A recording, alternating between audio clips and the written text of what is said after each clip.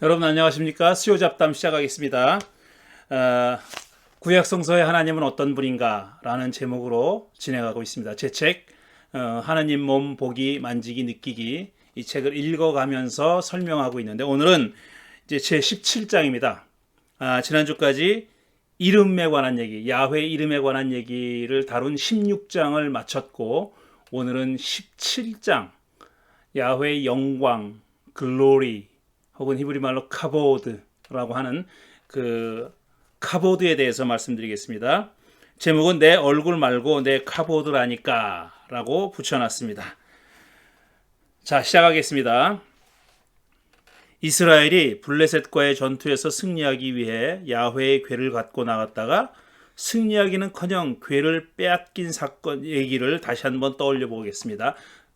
전에 이 얘기를 한번 다룬 적이 있습니다. 블레셋과 전쟁을 하는데 이제 야훼 하나님의 언약 궤를 가지고 나가면 이길 거라고 생각하고 가지고 나갔죠. 그런데 이기기는커녕 블레셋도 그 궤를 가지고 나왔다는 얘기를 듣고 두려워 떨었다 그랬어요. 이게 우리 적구나. 야훼 궤가 이 전쟁터에 나왔으니까 우린 적구나 이렇게 생각하고 있었는데 결과는 그 반대가 됐습니다. 지기는커녕 블레셋이 이기고 이스라엘이 아주 대패했죠. 그리고 궤까지 빼앗긴 사건입니다. 그 사건 얘기를 다시 한번 떠올려 보는 겁니다. 이때 야훼의 궤는 실로 성전에 있었고, 실로라고 하는 곳은 예루살렘 성전이 만들어지기 전에 중요한 야훼의 하나의 성소였죠. 제사를 드리는 곳, 제사를 드렸던 곳이었습니다. 그곳 제사장은 엘리였습니다. 그러니까 엘리는 궤의 보관과 관리를 맡은 책임자였다고 추정됩니다. 그냥 실로 성소에 있었고 성소의 책임자가 엘리였으니까 엘리가 궤를 관리하고 보존하는 책임도 맡았을 거라고 그렇게 생각하는 거죠. 이스라엘의 장로들이 블레셋과의 전투에 궤를 갖고 나가자고 했을 때 엘리가 어떤 의견을 개진했는지 우리는 모릅니다. 왜냐하면 사무엘서에 그런 얘기가 없기 때문에 장로들의 고난이 엘리의 그것을 압도해서 마지 못했지만 엘리가 그들의 결정을 따랐는지 아니면 엘리도 장로들의 결정에 기꺼이 동의했는지는 아무도 모릅니다. 서술이 없으니까요. 어쨌든 이스라엘 군대는 궤를 들고 출정했는데 거기에는 엘리의 아들 홈니와 비느하스도 끼어 있었다는 겁니다. 전쟁을 하러 나갔다는 거죠. 홈니와 비느하스도. 엘리는 궤의 안위도 염려됐거니와 아들들의 안전에도 마음이 쓰여 전쟁터에서 오는 소식이 오기만을 기다리고 있었겠죠. 전투는 홈니와 비느하스를 비롯해서 이스라엘 군인 3만 명이 죽고 이때 홈니와 비느하스도 죽었다는 겁니다.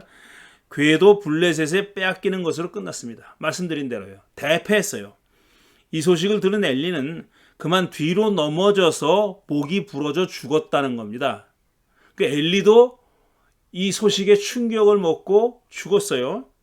그러자 그의 며느리이자 비느하스의 아기를 임신 중인 아내, 그러니까 홈니와 비느하스 둘째 며느리죠. 둘째 며느리가 이제 아이를 임신하고 있었는데 그 아내가, 그러니까 엘리의 며느리가 시아버지와 남편이 죽었다는 비보를 듣고 갑자기 진통이 와서 아들을 낳고 죽었다는 겁니다.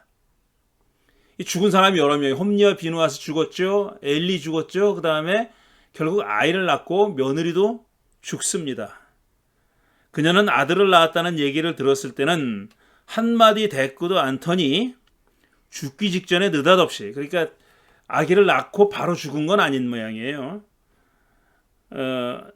그때는 아무 말도 안 하더니 죽기 직전에 느닷없이 이렇게 말했다는 거예요.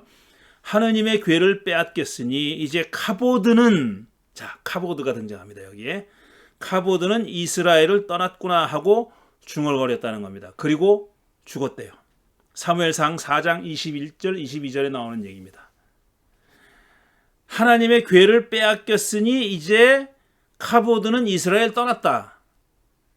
그러니까 하나님의 궤와 카보드가 모종의 관련이 있는 거죠. 궤를 빼앗겼으니 카보드가 떠났다. 야훼의 카보드가 떠났다라는 얘기는 야훼의 카보드가 궤와 함께 블레셋으로 갔다는 얘기인지 아니면은 다른 곳으로 떠나버렸다는 얘기인지는 몰라요. 어쨌든 괴를 빼앗겼으니 이제 야훼 카보드는 이스라엘과 함께 있지 않다. 임마누엘이 아니다. 이렇게 얘기한 겁니다. 누가? 엘리의 며느리가, 비느하스의 아내가 그렇게 얘기했다는 겁니다. 이름도 남아있지 않은 여인의 입에서 나왔다는 탄식에 주의를 기울인 사람은 많지 않죠. 그러니까 이 엘리의 며느리가 이런 말을 했다는 것도 기억하고 있는 사람이 그렇게 많지 않을 겁니다. 저도 이 얘기를 쓰기 위해서 공부하면서 눈에 들어온 거죠.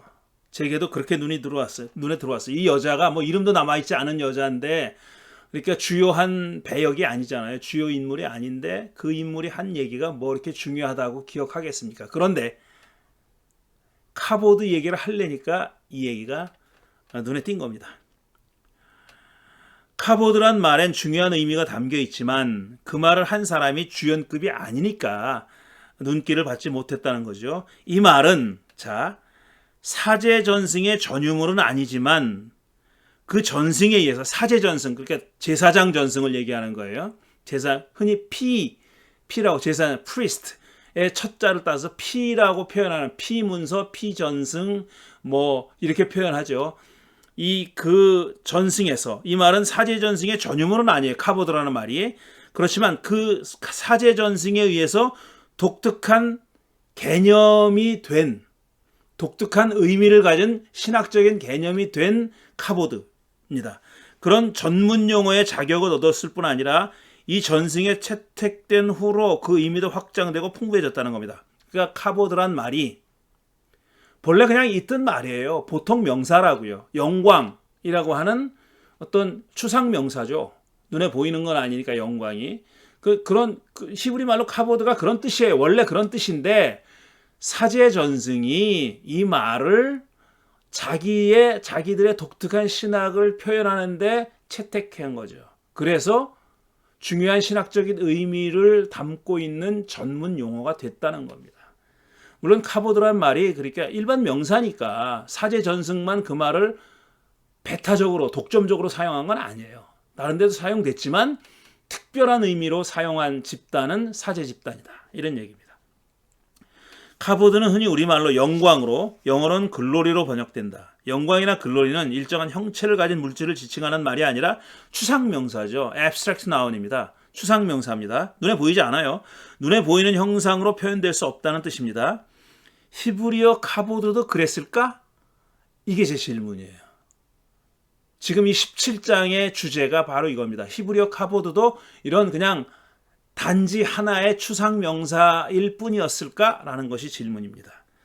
그렇다고도 할 수 있고 그렇지 않다고도 할 수 있어요. 이렇게 비겁해 보이지만 이게 그냥 일반 추상명사로 쓰이는 경우도 있다는 겁니다. 그런데 사제 집단에 의해서, 사제 전승에 의해서는 특별한 의미를 가진 말로 사용됐다는 거죠. 이상하게 들리겠지만 그렇게 말할 수밖에 없습니다. 구약성서에서 카보드는 추상명사가 아닙니다. 지금 사제 전승에 의해서 특별히 그렇다는 얘기입니다. 눈으로 볼 수 있는 그 무엇이기 때문이다. 카보드가 일반적으로는 추상명사지만 이 사제 전승에 의해서 사용됐을 때는 조금 다르다 이겁니다. 눈에 보이는 무언가, 어떤 물체, 물질, 그걸 지칭하고 있는 말이다는 거죠.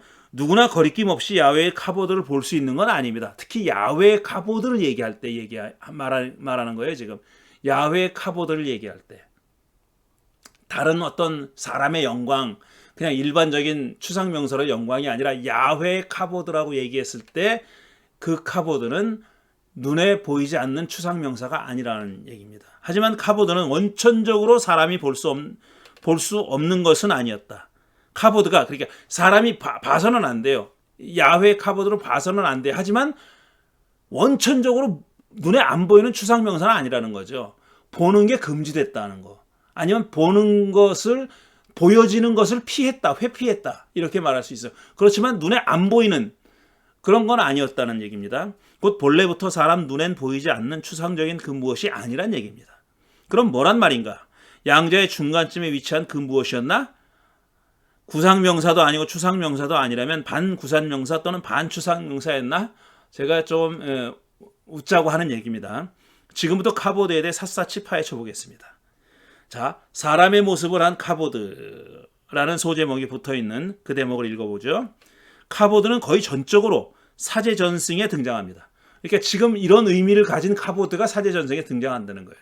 그냥 추상명사로서의 카보드, 영광이 사제전승에만 등장한다는 얘기가 아니라 이런 특별한 신학적인 의미를 가진 카보드는 거의 전적으로 사제전승에 등장한다는 겁니다. 적어도 전문 용어로서 카보드는 그렇다. 사제전승은 사제들에 의해 만들어지고 전승되었다고 해서 그렇게 부르는데 오경에 곳곳에 분포되어 있지만 특히 레위기에 빈번하게 등장합니다. 예언서 중에서도 많이 등장하지만 사제전승의 영향을 받은 예언자들이 많이 있지만 특별히 에스겔서에 가장 잘 보존되어 있습니다. 에스겔서에 사제전승의 영향력이 강하다 이런 뜻입니다. 그도 그럴 것이 에스겔이 제사장이었잖아요. 물론 제사장이었다고 해서 다 사제전승의 영향을 깊이 받지는 않았어요. 왜냐하면 예레미야도 제사장이었거든요. 근데 예레미야는 에스겔과 다릅니다. 사제전승의 영향의 모습이 달라요. 어떤 영향을 받았는지가 다르다는 얘기입니다. 주의해야 할 점은 이 전승을 하나로 묶어 사제전승이라고 부르긴 하지만 그 안에 다양한 갈래들이 존재한다는 사실입니다. 다양한 소전승들이 있습니다. 서브컬처가 있다 이거예요. 서브컬처. 같은 관례라 할지라도 시대적 상황에 따라 서로 다른 모습을 띠기도 하죠. 당연합니다. 똑같은 한 집단이라고 해도 시대 상황이 바뀌면 내용이 달라지는 거니까 그들 주장하는 내용이 달라지는 거니까요. 예레미야도 사제 가문 출신으로서 사제 전승의 영향을 받았고 에스겔 역시 사제 가문 출신으로 같은 전승의 영향을 받았다. 하지만 두 사람의 신학은 적지 않게 다릅니다. 많이 다릅니다. 사실 많이 달라요. 그러니까 그걸 감안해야 된다는 겁니다. 사제 전승이라고 해서 다 똑같지 않다.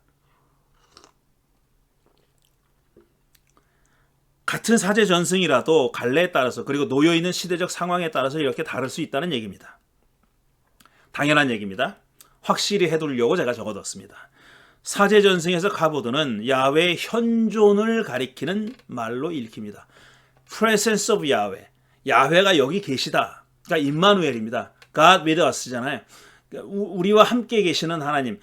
그 우리라는 말을 빼고 야훼가 여기에 지금 현존하고 있다, 계시다라는 것을 표현하는, 그걸 보여주는 하나의 실제다 이겁니다. 리얼리티라, 어떤 실제다 이런 얘기입니다. 상징이란 말을 제가 안 쓰는 이유는 상징은 눈에 보이지 않는 뭐를 생각할 가능성이 많기 때문에 상징이란 말을 가급적 안 쓰려고 그러는 거예요. 이건 그냥 상징이 아니에요. 야훼의 상징이 아니라 야훼가 거기 물리적으로 여기 계시다라는 것을 표현하기 위해서 사제 집단이 사용한 개념입니다. 사제 집단이 사용한 개념이 카보드라는 개념이에요. 둘은 같은 존재인가 아니면 야훼 이름처럼 카보드 또한 야훼의 일부를 구현하는 그 무엇인가 똑같지는 않다는 거죠. 이름하고 야훼하고 야훼 이름하고 야훼가 똑같지 않은 것처럼 야훼 카보드랑 야훼가 같은 것은 아니야. 이퀄은 아니다라는 얘기입니다. 카보드를 곧 야훼로 볼 수는 없다. 물론 야훼 없는 야훼 카보드는 불가능하죠. 야훼 없으면 그게 본체니까 야훼 없이 카보드는 생각할 수 없어요. 그렇지만 카보드 없는 야훼는 가능하다 이런 얘기입니다. 그 이름 신학을 얘기한 신명기는 카보드 얘기를 안 해요. 반대로 카보드 얘기를 하는 사제 전승은 이름 얘기를 안 합니다. 그러니까 각각의 집단이 신명기 집단, 사제 집단이 야훼의 현존을 표현하는 그걸 구현하는 수단이 달랐던 겁니다. 한쪽은 이름이고 한쪽은 카보드고 달랐다는 거예요. 하지만 카보드가 곧 야훼는 아닙니다. 카보드는 사제 전승이 인식하는 야훼 현존의 한 형태입니다. 이 전승은 야훼가 성전에서 그리고 이스라엘 백성들 가운데 카보드로 현존한다고 이해하고 있습니다.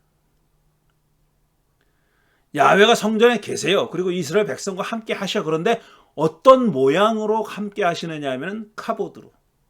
신명기가 이름으로 같이 한다고 얘기한 것처럼 사제 전승은 카보드로 함께하고 있다. 이렇게 표현한 겁니다.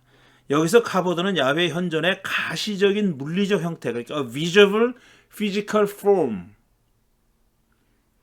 부여하지 않으면서도 눈에 보이긴 해요. 보이긴 하지만 보지 말라는 거 아니에요. 물리적인 존재입니다. 물질적인 존재예요. 하지만 봐서는 안 되는 거예요. 그래서 그걸 말로 설명할 수 없어요. 이렇게 생겼다 저렇게 생겼다 설명할 수 없는 거예요. 왜냐? 볼 수 없으니까. 봐서는 안 되니까. 다만 거기 있다는 거는 안다는 거죠. 거기 계시다는 거는 아는데 그걸 말로 설명을 못하고 눈으로 봐서는 안 되고 이런 얘기입니다. 야훼가 인간 세상에서 초월한 먼 곳에 있는 신이 아니라 가까이에 있는 신임을 보여주는 야훼 현존의 한 형태입니다. 사제 전승은 이 카보드란 말로 이런 자기들의 신학을 표현한 겁니다. 이 전승에서 카보드는 영광이나 그럴리 가는 추상 명사가 아니다. 그것은 지나칠 정도로 밝고 찬란한 그 무엇입니다. 현존하는 거고 거기 물질로 있는 거예요. 지나칠 정도로 밝고 찬란한 그 무엇이기 때문에 가려져야 하는 거예요. 사람이 그걸 보면 안 돼요. 볼 수가 없어요. 너무 밝고 찬란하기 때문에. 그래서 베일로 가리든지 뭐 구름으로 가리든지 뭘로 가리는 겁니다. 그래서 구름 따위에 가려져 있습니다. 이 때문에 사람은 카보드를 제대로 볼 수가 없죠. 그렇다고 해서 카보드가 원천적으로 사람이 볼 수 없는 영적인 존재거나 추상적인 개념은 아니다. 여러 번 제가 반복해서 말씀드리고 있는 거예요.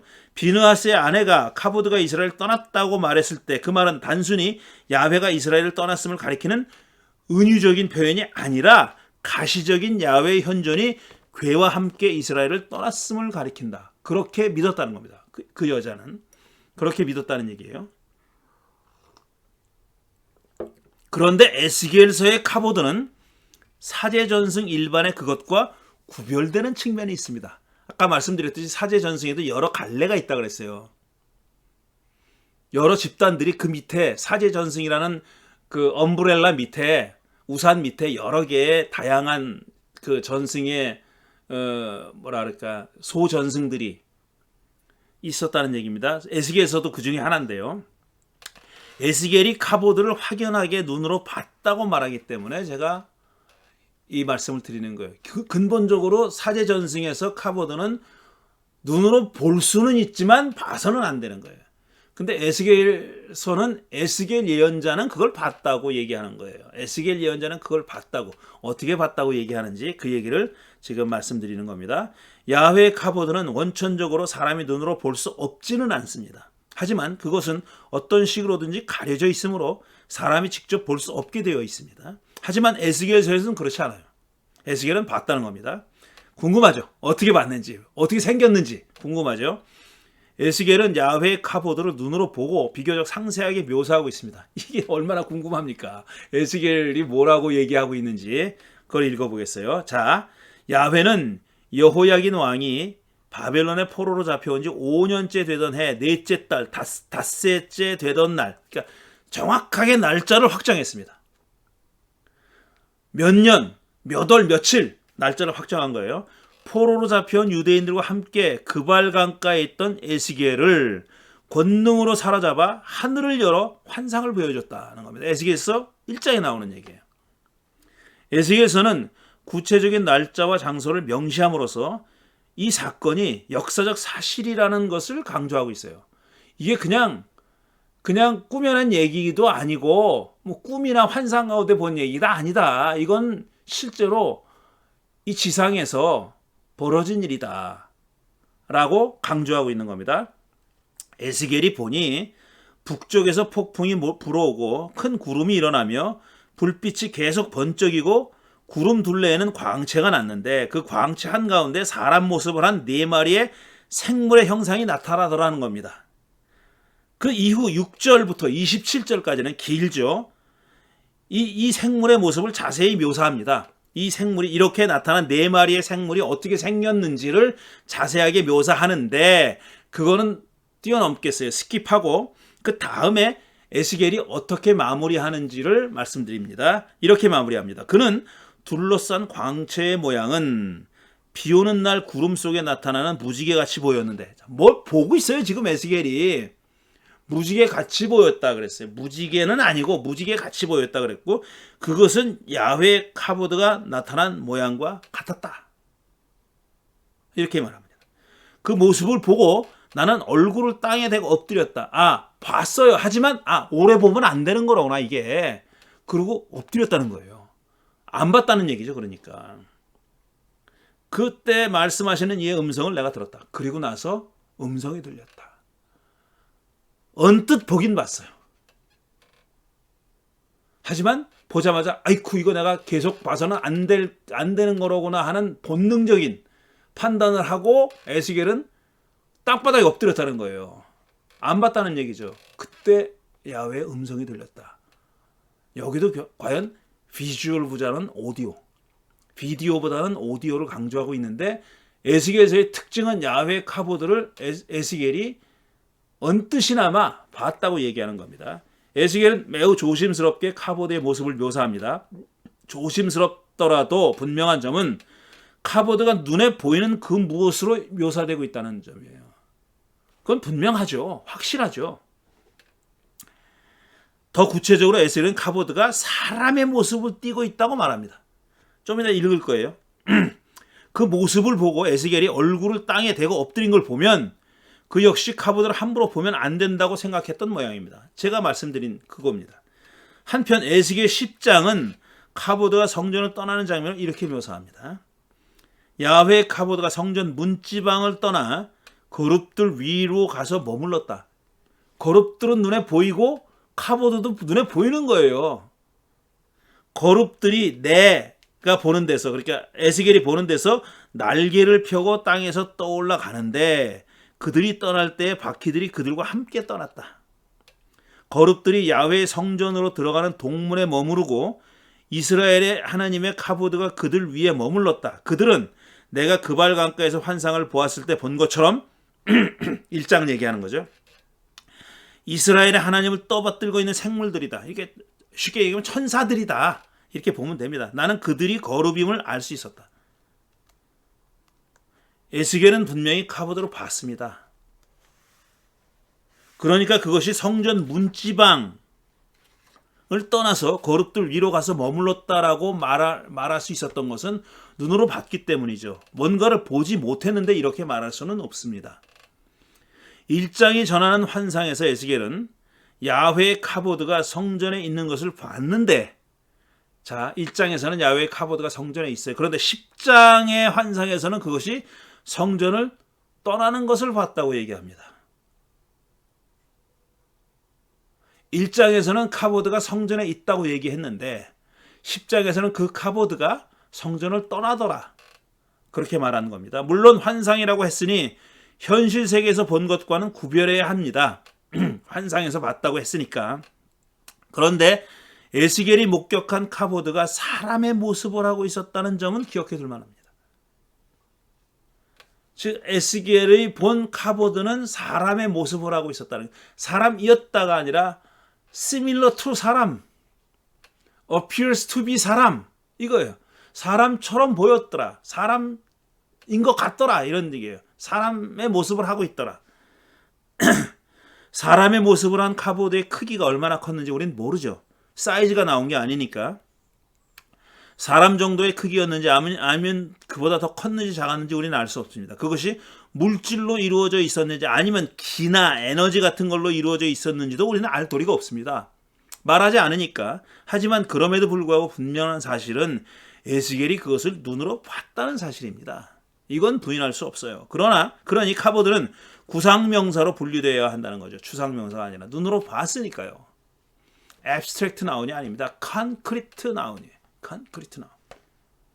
눈에 보이는 구상명사라는 거죠. 자, 조금 더 설명을 진행해 보죠. 사제전승은 왜 카보드에 대해서 말할까? 왜 하필 사제전승은 카보드라는 그런 개념을 많이 사용하는, 일반적으로 일상세계에서 일상생활에 사용하는 말을 딱 꼬집어서 그거를 픽업해가지고 자기의 신학을 전개하는 데 썼을까 하는 겁니다. 왜 하필 카보드였을까? 왜 야훼 얼굴이 아닌 카보드였냐 이거예요. 왜 이름이 아닌 카보드였을까? 이름을 쓴 집단이 신명기 집단이에요. 얼굴 얘기 많이 합니다. 출애굽기에 많이 나오죠. 야훼 앞에서라는 말은 실제로 히브리 말은 야훼의 얼굴 앞에서입니다. 얼굴 얘기 무지하게 많이 나와요. 근데 얼굴이라는 표현을 왜 안 썼냐 이거예요. 그리고 이름이라는 말도 안 쓰고 왜 카보드라는 말을 썼을까? 성전에 야훼 얼굴이나 이름이 있다고 말하지 않고 왜 카보드가 있다고 말했을까? 사제전승이 말하는 카보드는 대체 무엇이냐? 이게 질문입니다. 이를 규명한 자료는 충분하지는 않습니다. 그래서 상상력을 발휘해야 될 그런 대목이 등장합니다. 하지만 사제전승이 카보드를 어떻게 이해했는지를 살펴보는 일은 매우 중요합니다. 사제 집단의 신학이 중요한 측면이 여기 반영되어 있기 때문에 그렇습니다. 왜냐하면 카보드는 사제전승이 야훼의 현존 양식을 어떤 방식으로 독특하게 인식했는지를 보여주는 실마리이기 때문에 그렇습니다.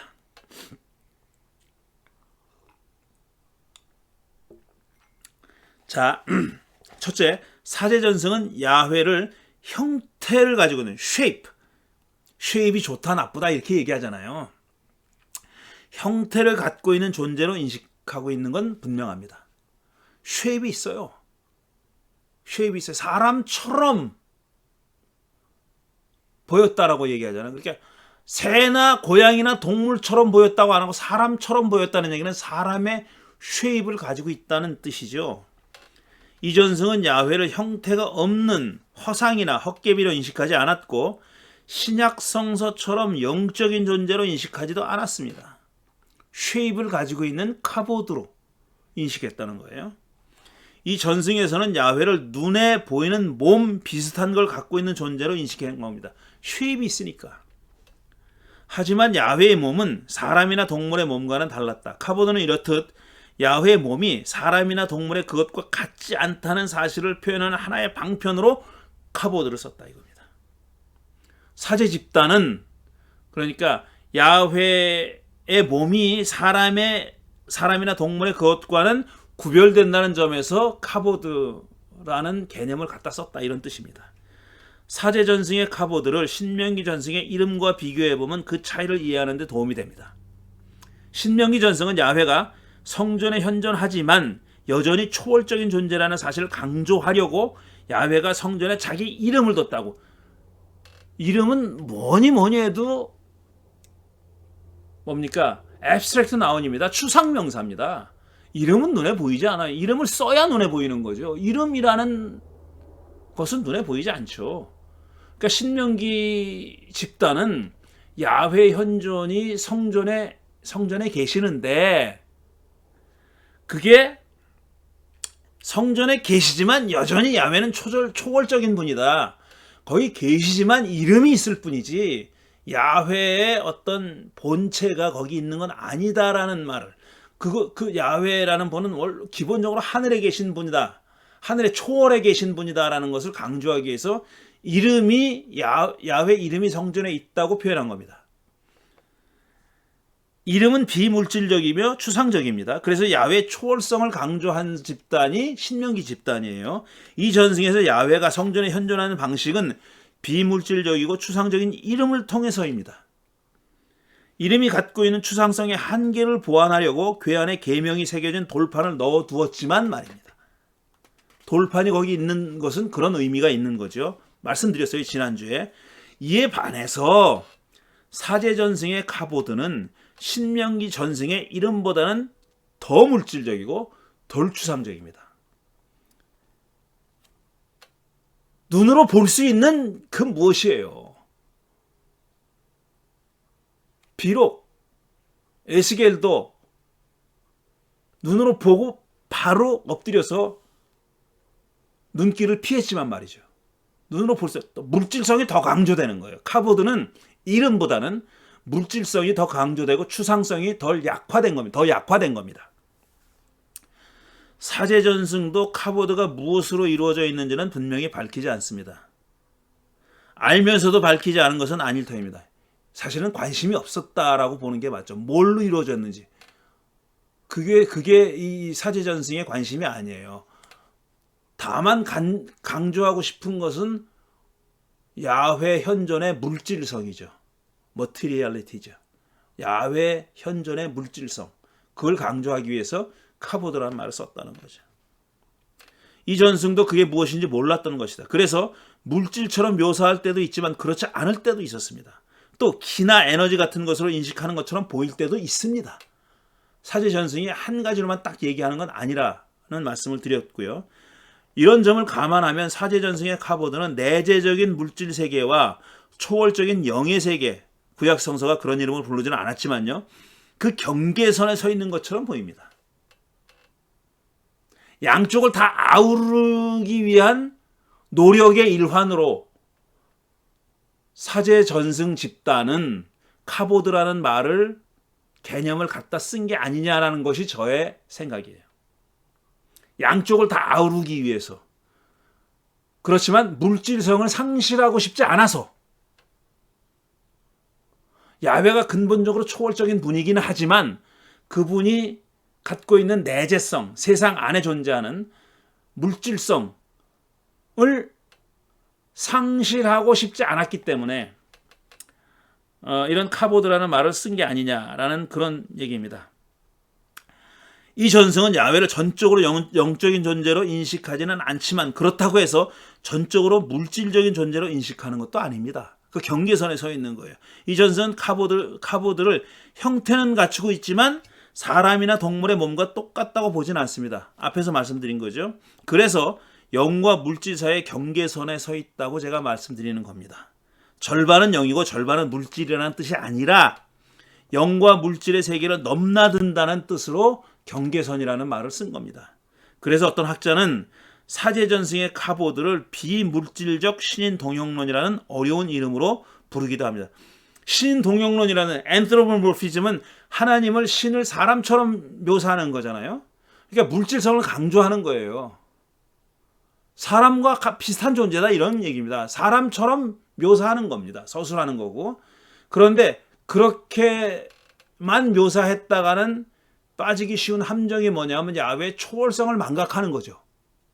그래서 난 머티리얼이라는 말을 붙인 거예요. 스피리추얼한 말이나 없으니까 그때는 스피리추얼 있는 말을 사용하는 게 시대착오니까 이 사람은 난 머티리얼이라는 말을 쓴 겁니다. 난 머티리얼 앤트로포모피즘이에요.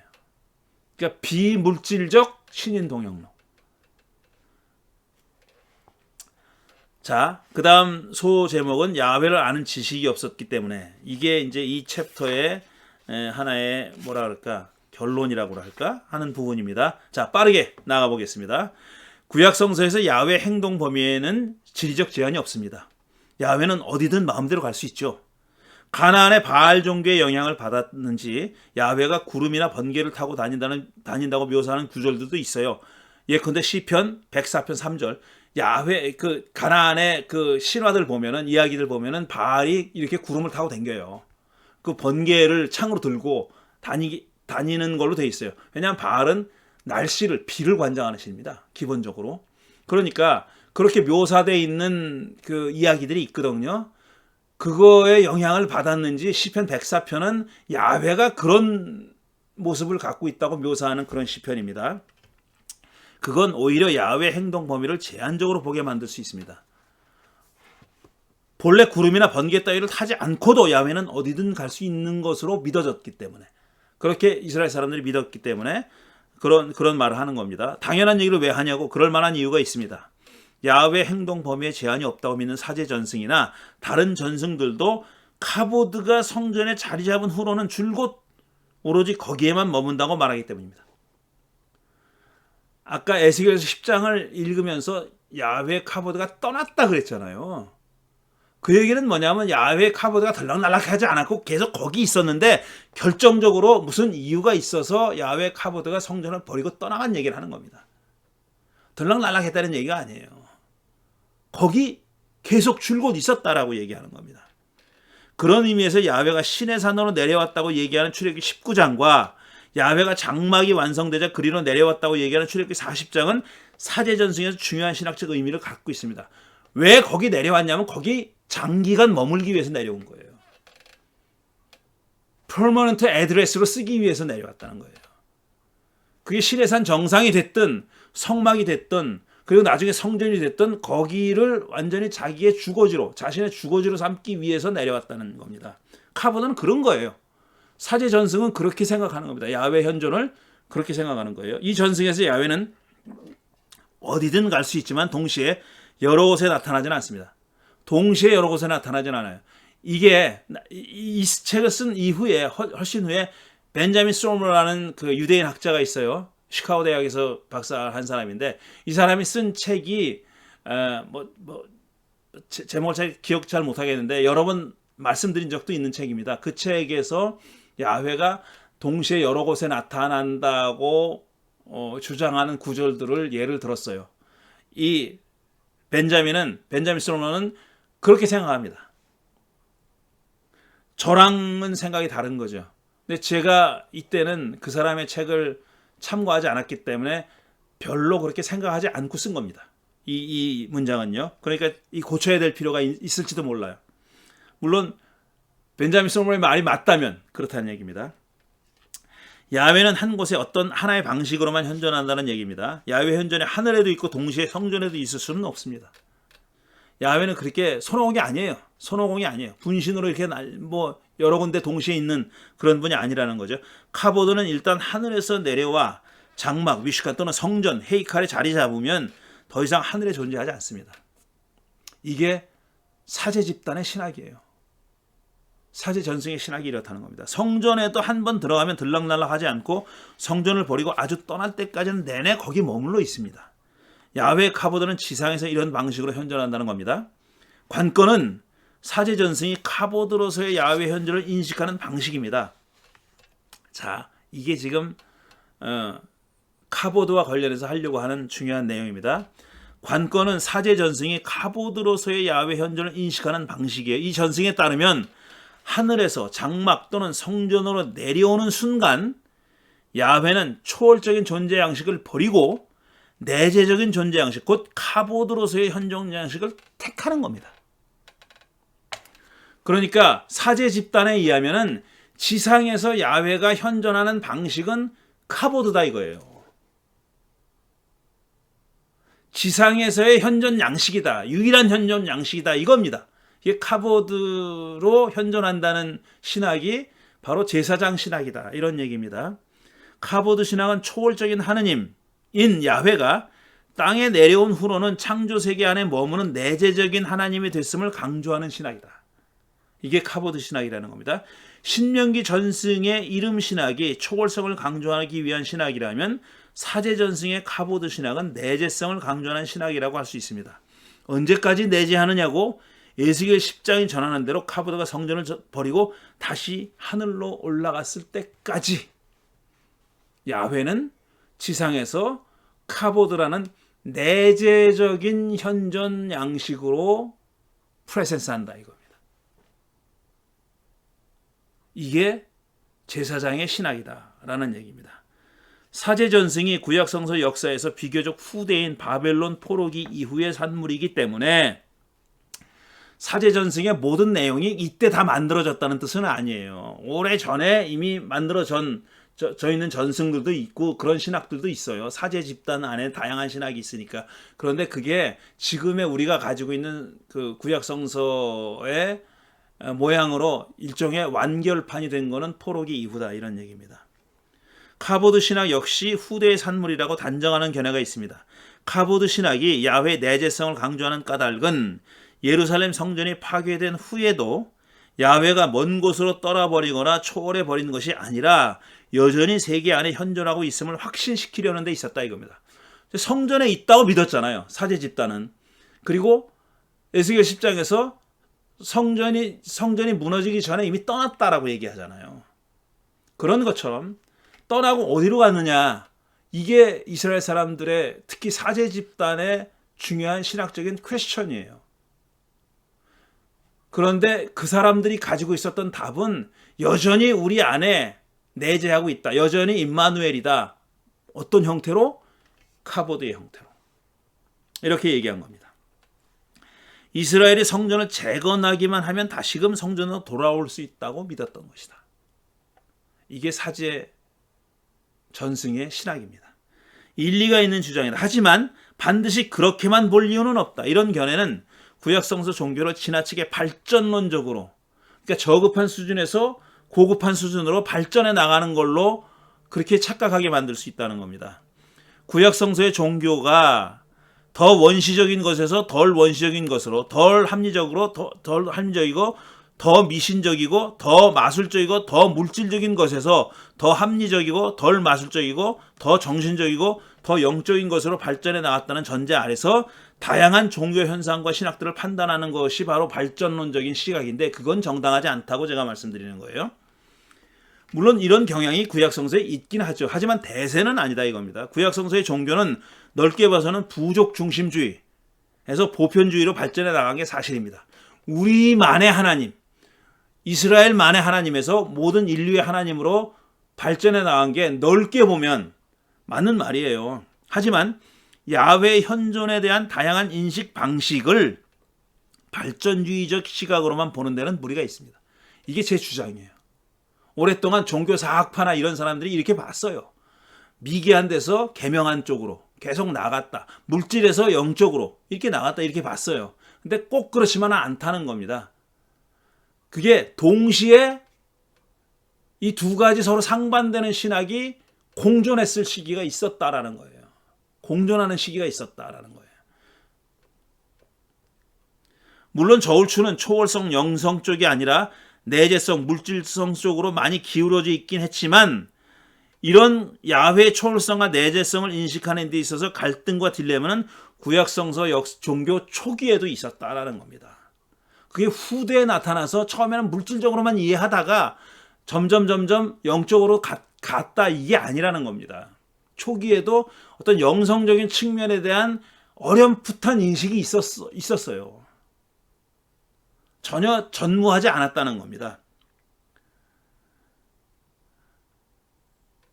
물론 저울추는 초월성, 영성 쪽이 아니라 내재성, 물질성 쪽으로 많이 기울어져 있긴 했지만 초월성, 영성 쪽이 비어 있었던 빈 공간이었던 적은 진공이었던 적은 없었습니다. 후대에 이르러서는 그 신명기 전승과 사제 전승에 이르러서는 초월성, 영성 쪽이 무거워져서 저울이 조금씩 균형을 이루어갔지만 그것은 없던 것이 하늘에서 떨어졌기 때문이 아니라 기왕에 존재하던 것이 비중이 커졌기 때문이다.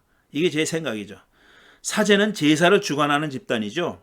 사제의 일은 머리로 하는 일이라기보다는 몸으로 하는 일입니다.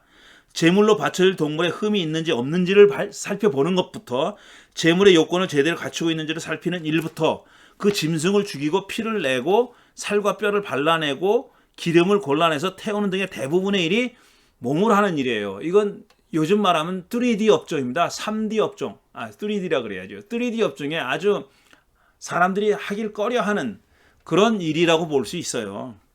그들이 하는 일에서 몸으로 하는 일이 차지하는 비중은 예언자들이나 지혜자들의 그것과는 비교할 수 정도로 높았죠. 예언자, 지혜자는 말만 입으로 주로 하는 사람이에요. 물론 어떤 상징적인 행위를 한 사람도 있죠. 이사야나 예레미야나 그런 행위를 한 사람들도 있지만 대부분은 다 말로 하는 겁니다. 지혜자는 말로 가르치는 사람이죠. 그에 비해서 제사장은 몸으로 하는 일의 비중이 훨씬 컸어요. 그래서였을까 사제 전승의 카보드 신학은 야훼의 초월성을 어느 전승 못지않게 강조하면서도 동시에 내재성을 절묘하게 강조합니다. 둘을 동시에 강조하는 데 있어서 가장 좋은 수단이 카보드였던 셈입니다. 이스라엘은 두 번이나 성전이 파괴되는 경험을 했죠. 한 번은 기원전 586년에 바벨론에 의해서이고 다른 한편은 기원전 70년에 로마에 의해서였습니다. 두 번의 성전 파괴 경험을 통해 그들이 받은 충격은 그 무엇과도 비교할 수 없습니다. 거의 하늘이 무너지는 그런 충격이었죠. 문자 그대로 하늘이 무너지는 충격이었을 거다. 하지만 그들은 성전이 파괴된 후 얼마 지나지 않아서 성전 재건에 나섭니다. 그 기원 후 70년 후에는 결국 재건하지 못했지만요. 기원전 586년의 파괴 이후에는 한번 재건을 한단 말이에요. 여기에는 복잡한 정치적 이념적 계산이 있었겠지만 좌우간 이들은 성전 재건을 최대의 과업으로 삼았습니다. 이스라엘 백성들이 그랬어요. 학계 같은 예언자들은 이스라엘에 닥친 모든 불행이 성전을 재건하지 않았기 때문이라고 단언했습니다. 학계도 그랬고 그 다음에 뭡니까 스가랴도 그랬어요. 학계 스가랴 비슷한 시기에 활동했던 예언자입니다. 왜? 그깟 집이 뭐라고? 야훼가 내가 언제 집 줘달라더냐라고 말씀하신 적도 있는데 왜 그깟 집이 뭐라고 뭐 대수로운 거라고 그렇게 재건하려고 안간힘을 썼느냐? 그렇지 않습니다. 야훼에게 성전은 이스라엘에게 야훼의 성전은 단순한 건물이 아니고 어떤 모양으로든지 야훼가 현존하는 곳입니다. 이름으로였든지 얼굴로였든지 아니면 카보드였든지 어쨌든 야훼가 현존하는 곳이 성전이에요. 성전이 파괴되면서 야훼는 집을 잃어버린 겁니다. 그래서 이스라엘에게 성전 재건은 집 잃은 야훼에게 다시 집을 마련해 주는 것이고 집 나간 야훼를 다시 돌아오게 하기 위해서 해야 하는 일이었습니다. 그렇다면 야훼를 다시 성전으로 들여서 그들이 무엇을 하려고 했을까? 왜 이렇게 이스라엘 백성들은 야훼를 다시 성전으로 돌아오게 만들려고 성전 재건에 그렇게 목을 맸을까? 이런 얘기입니다. 왜 성전 재건에 목을 맸냐면 야훼를 돌아오게 하기 위해서였다는 겁니다. 지극정성, 그럼 야훼를 돌아오게 해서 뭐 하려고? 이게 질문이죠. 과거의 경험에서 배운 바가 있으면 뭐가 잘못됐는지를 생각하고 새로운 생각을, 혁신을 했을 거다는 얘기예요. 처음 성전을 졌을 때 야훼 현존을 보장하기 위해서 졌어요. 솔로몬이 그렇게 해서 졌잖아요. 근데 그때 생각했던 야훼 현존이 의미하는 바와 한번 성전이 파괴되고 야훼가 성전을 떠난 다음에 그 집 나간 야훼를 다시 돌아오게 하려고 성전을 재건했을 때 야훼 현존은 그 의미가 달랐을 거다라는 겁니다. 온갖 기름진 짐승들을 잡아 제물을 바침으로써 다신 집을 버리고 나가지 않게 하려고, 그럼 과거에는 정성이 부족해서 성전이 파괴됐고 야훼가 떠나버렸던 말인가? 아니라는 겁니다. 그게 아니라는 거예요. 그렇게 된 까닭은 그들이 야훼를 몰랐기 때문이다. 왜 성전이 파괴됐고 야훼가 집을 나가느냐? 이스라엘이 야훼를 몰랐기 때문이다라는 것이 이스라엘 사람들의 신학적인 각성이었다. 야훼를 아는 지식이 없었기 때문이다. 그들이 성전을 지켜내지 못하고 야훼 현존을 잃어버렸던 것은 야훼에게 바칠 제물의 양과 질이 모자랐기 때문이 아니라 야훼를 아는 지식이 모자랐기 때문임을 드디어 그들이 깨달았다는 겁니다. 성전을 잃어버리고 나서야 비로소 그들은 깨달았습니다. 야훼의 현존을 보장하는 것은 제사가 아니라 야훼를 아는 지식이라는 사실을 그들이 깨달았다는 겁니다. 물론 전에도 야훼를 알자라고 목청껏 외친 예언자들이 있었습니다. 하지만 그들이 있었으면 뭐라나, 그들의 말에 귀를 기울이지 않았는데 있었으면 뭐하냐는 겁니다. 성전이 파괴된 다음에 달라졌다는 겁니다. 우리 애들이 달라졌어요. 이스라엘 사람들이 달라졌다는 거예요. 그러니 다음 장에서는 야훼의 현존과 야훼를 아는 지식의 관계에 대해서 알아볼 차례입니다. 이 책의 실질적인 마지막 단락입니다. 다음 주에 야훼를 아는 지식에 관한 얘기로 계속해 보겠습니다. 오늘은 여기까지입니다. 감사합니다.